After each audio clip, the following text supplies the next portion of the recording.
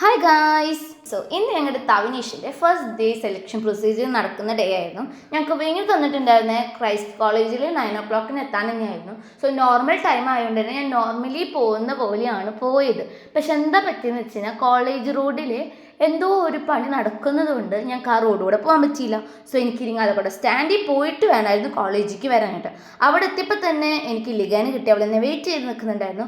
സംഭവം കുറേ നേരമൊന്നും ലാഗ് അടിപ്പിച്ചില്ല. ഞങ്ങളെല്ലാം സ്റ്റാർട്ട് ചെയ്തത് ഒരു ഇൻട്രൊഡക്ഷനിൽ നിന്നാണെങ്കിലും പിന്നെ അങ്ങോട്ട് ടാസ്ക്കായി, സ്കിറ്റായി, ഗെയിംസായി, പിന്നെ അങ്ങോട്ട് പറയേ വേണ്ട.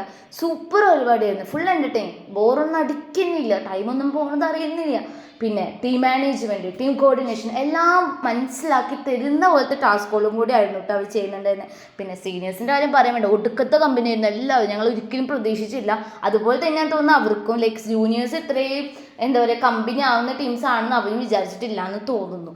പിന്നെ അത് കഴിഞ്ഞ് ഞാൻ ഫുഡൊക്കെ കഴിച്ച് പിന്നെ ഞാൻ വീട്ടിലേക്ക് പോകാനുള്ള പരിപാടികളൊക്കെ നോക്കാൻ തുടങ്ങി. അപ്പം അത്രേ ഉള്ളൂ. അവിടെ സെയിം